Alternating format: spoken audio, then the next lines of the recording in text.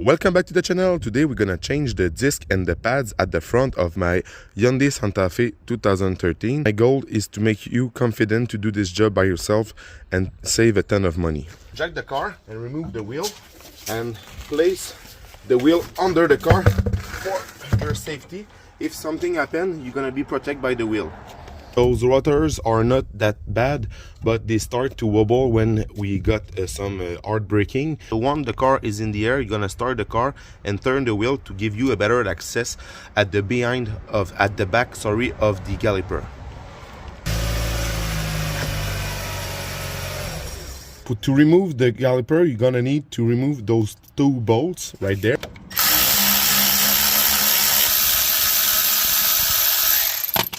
Just like this. And now you don't want to let the caliper falls down. So what is gonna happen if you let it drop? You're gonna stretch this hose, and this stretch will inflate when you're gonna brake. So you're gonna lose some of the pressure that you need to brake. So it's not gonna happen instantly, but you don't want to risk to damage this hose. So you can take a caliper bracket like this, or a bungee cord like this. So what I'm gonna do, I'm gonna attach the caliper to the car the time I'm working on it, just like this.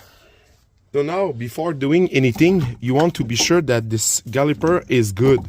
What I mean by that, you want to inspect the rubber right there, just to see if there's some crack or anything can be stuck.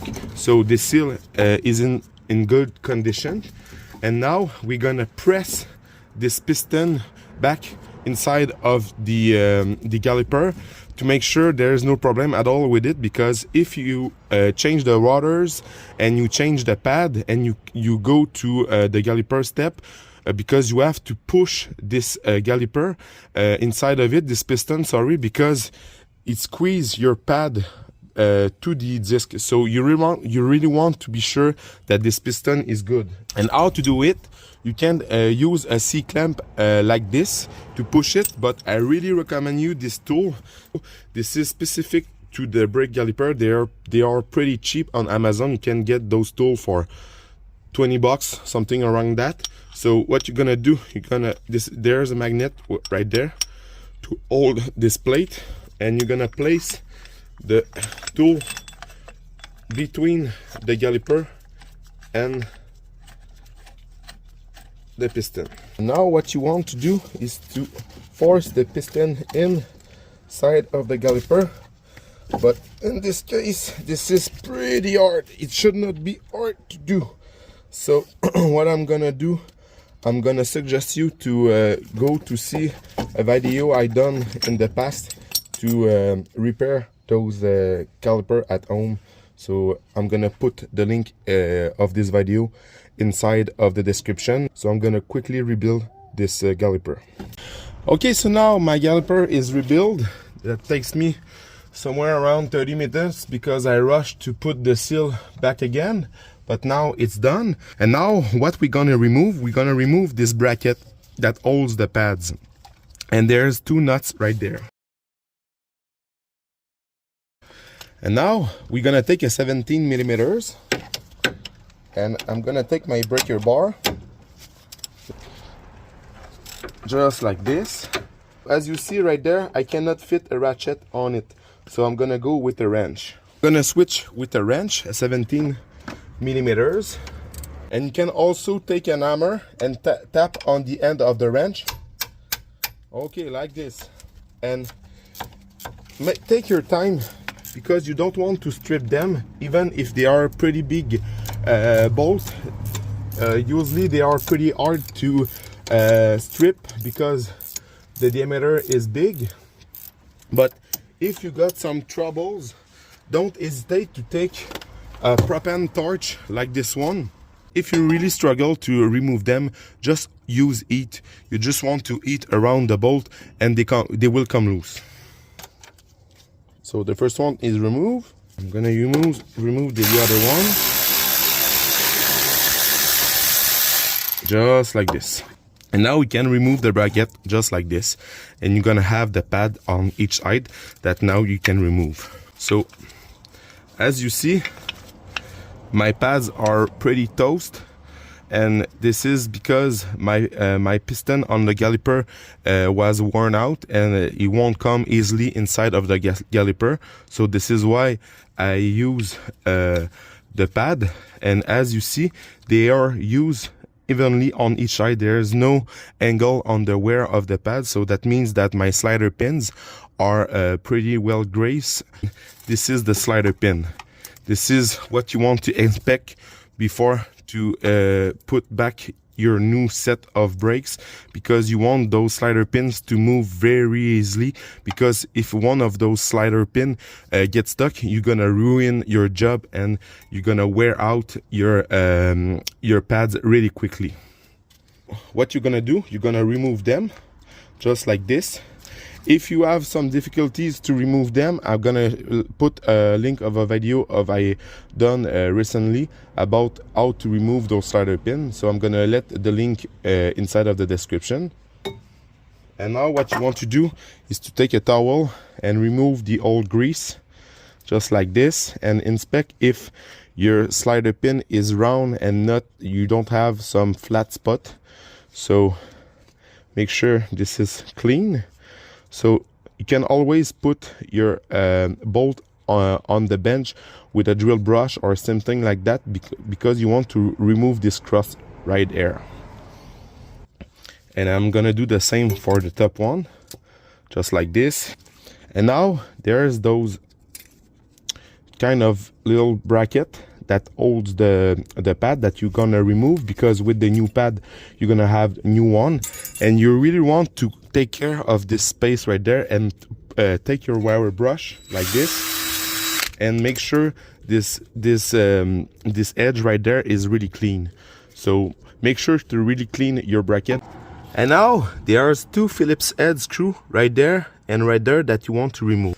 Sometimes they are hard to turn, just like this. You cannot really remove them with a screwdriver like this. So I'm gonna show you a tricks. First, you can always put heat on it.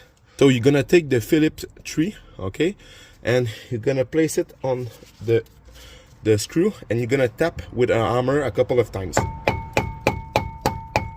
This is gonna lose the rust around the threads, and you can try to remove it, but as you see, I cannot. Now I'm gonna show you a special tool that this is really cheap, that you can buy on Amazon. This is an impact driver, okay? This is a kind of screwdriver. You're gonna take this, and you're gonna take this adapter like this. I think this tool is somewhere around 25 bucks, okay? And what you're gonna do, you're gonna place the screw in it, and when you're gonna tap, it's gonna turn gently to unscrew the screw. So just like this. And now, as you see, I can turn it. You can also use this box and put it on the wrench. So in this case, that works. I'm gonna do the second one. Just like this. You take your hammer, hit a couple of times. Now she came loose pretty easily. And if you strip them, what you're gonna do, you're gonna take a drill like this, and you're gonna drill the screw. The screw is just there to maintain the disc in place during the installation. There is no purpose at all on the safety of your car. Some of the mechanics don't put back those screws in place. To give you an idea, there it is, the two Phillips head. And now if you are lucky, you're gonna pull on the disc and it's gonna come out easily. In this case, it's not. If your discs are gone, you can always tap with a hammer around the surface. Make care to not punch a stud, but you can tap all around the disc and it's gonna vibrate a little bit and start eventually to goes out. But I'm gonna give you another time a link of a video I done in the past, a quick way to remove the disc if they are seized. It's really cheap. You need 2 bolts and a ratchet, and you're gonna take out those discs really easily. So now I'm gonna use the hammer, just like this.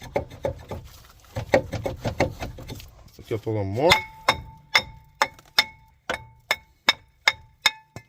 Okay, just like this. So this metal sheet right there is almost gone. It's sad because I didn't have any replacement of this protection for the moment, so I think I'm gonna just remove it and replace it the next time I'm gonna do a bearing. But for now, this is totally gone. Winter where I'm living are a nightmare for cars. We're just gonna clean it with the wire brush.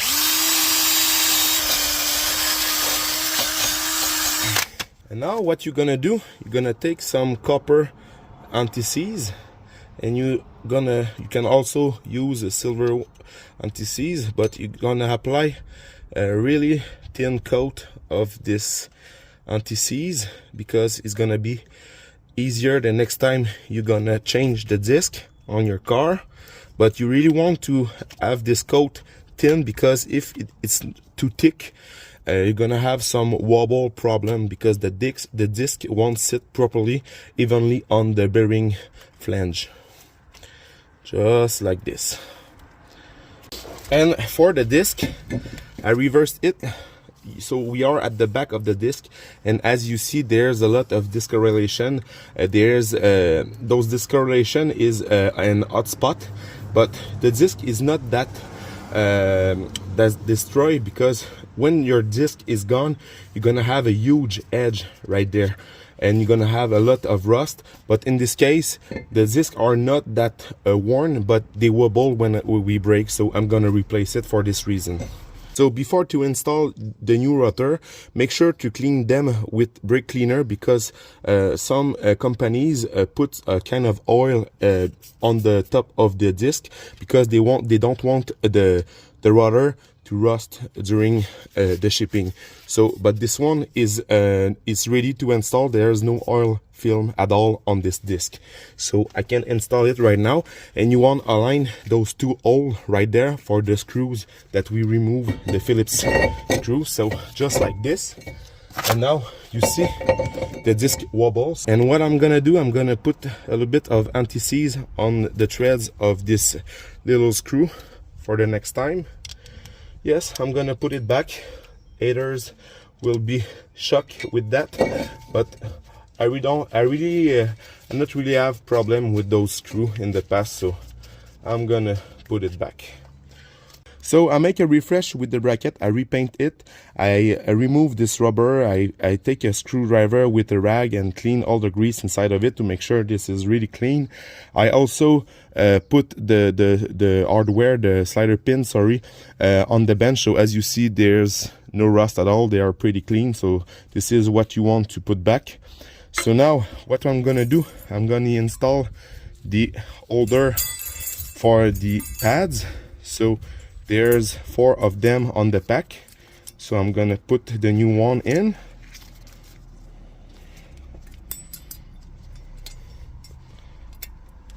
Okay, just like this. And on the other side. Okay, just like that. So you want to be sure that the clip sit properly on the bracket, because sometimes there's some rust and you cannot put the bracket on place. If you got too much rust on the bracket, you're not gonna be able to put back the new pads. So I really recommend you to make it clean and make sure the bracket sit correctly. So now I'm gonna put back the bracket. Just a little bit of anti-seize.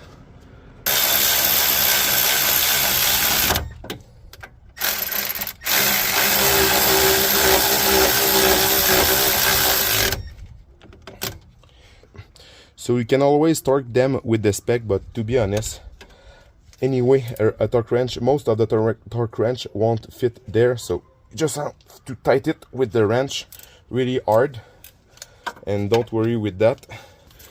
Some people use anti-seize on those 2 bolts. Anti-seize is there to really tight the bolt and make sure it won't come loose, but to me, anti-seize works well. I always do my brakes like this, and I never have some problem with that. So this is the new pad. Little bracket right there goes on this side. When your pad's gonna be pretty wear, it's gonna squeak on the disc to advise you that you have to change your pads. I'm gonna start with the back of it, and what you want to do is to put anti-seize just a thin coat on the edge right there, on the other edge, and you can always put a little bit where the piston sits to make it kind of round. Okay, but you really want to have a thin coat. Don't go crazy with that, because you're gonna collect all the dust and it's gonna be worst. So a thin coat like this. And now what you're gonna do, you're gonna place the pad just like this in angle, and you want to make sure that when you're gonna put the pads on it, it goes smoothly inside of the bracket. If you have to push it with a hammer, it's not good. You want it to move freely inside of this bracket, just like this. And we're gonna do the same with the other pad. A thin coat of anti-seize, sorry, on each end. Use my finger to lay out the layers, just like this. And now the same way, in angle, gonna set slowly the pad just like this. So as you see, I didn't force anything. It goes very easily. So this is what you want. If it forced, this is because you have some rust somewhere, so you have to more clean your bracket, and eventually it will be perfectly fine like this. What I like to do is to put a little bit of anti-seize just right there inside of the caliper, because it's where the pad sits on the so it's gonna reduce the noise. And now it's time for the silicone paste. You really want to use high temp silicone paste. Those kind of lubricant are expressly made for the brake like this. So what you're gonna do, you're gonna put a generous layer on the side. Never put grease on the top right there. You really want to grease the side of the cider pin just like this. And what you're gonna do, you're gonna push it back, and you're gonna twist it a couple of times to make sure there is grease everywhere. And I'm gonna do the same for the top one. And if you ask, as you see, there's a little black bushing on the cider pin that I just push. This is just to dampen the brake and eliminate some vibration, but to be honest, I don't really think that it worked. It works really well. So as you see, I turn it a couple of times, so my both slider pin move freely and easily. That's what we want, because if it won't move correctly, this one can be like this, and this one can stay like this, and you're gonna wear out your pad not evenly. You wear them in angle. Okay, so now my sliders are great, and we are ready for the caliper. And I refreshed this caliper, I rebuilt it, and as I said before, go check my video about it. You can save a lot of money by doing it by yourself. You don't need any special tool. I really recommend you to go see this video after this one. So I'm gonna put back my caliper, but if your piston goes well inside of the caliper, you don't have to remove the caliper, but in this case mine really don't want to go in, so I have to rebuild it. So in this case I remove the hose that it feeds the caliper, but you don't have to do it if it's not your case. And now what I'm gonna do, I'm gonna put back the bolt of the caliper just like this. So I'm gonna take a 18th wrench, and I'm gonna turn them just like this. Same thing on the bottom.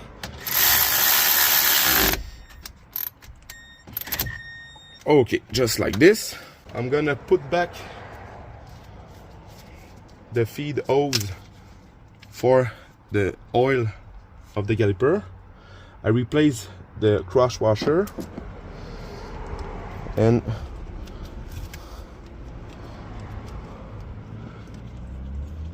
just like this. I'm gonna torque it by hand. Okay, for those kind of bolt, because there's some oil pressure behind it, you really want to dry out the surface with brake cleaner to be sure everything is dry. So when you kind of push back on the brake, the pressure will build inside of the piston, and you really want to inspect this flange right there to be sure that it's sealed and it don't leak. So this little cup will collect the brake fluid. And now it's time for me to bleed the brake. If you don't have to remove the caliper, this step is not for you. But in this case, this bleeder valve is a 9mm. I don't know if this caliper is OEM. I don't see any Hyundai. Oh yes, there's a Hyundai sign. So this caliper is OEM, but this bleeder valve, I don't know. But it's a 9mm, and I'm very well equipped. I'm a DIY guy, but I didn't have 9mm wrench. I got a lot of socket, but I didn't have some wrench. So this is not nice, but I'm gonna try something with a vice grip like this. So what I'm gonna do, I'm gonna open the valve, something like this. I'm gonna put my catch can on it. I'm gonna start the car, and sea fluid is in the pipe.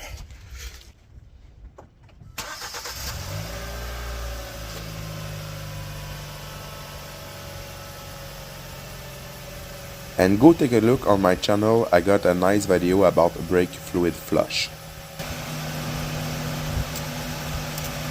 Just like this. So I'm gonna finish the job with the 9mm socket. Make it snug.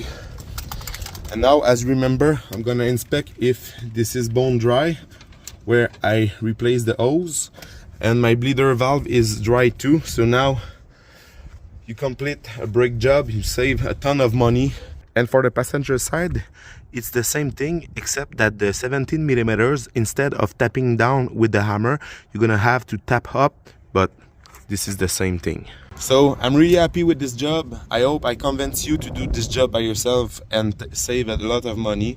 You can always ask me some question in the comment. I will be always there for you. And please leave me a thumbs up, comment, subscribe, share, and thanks for watching.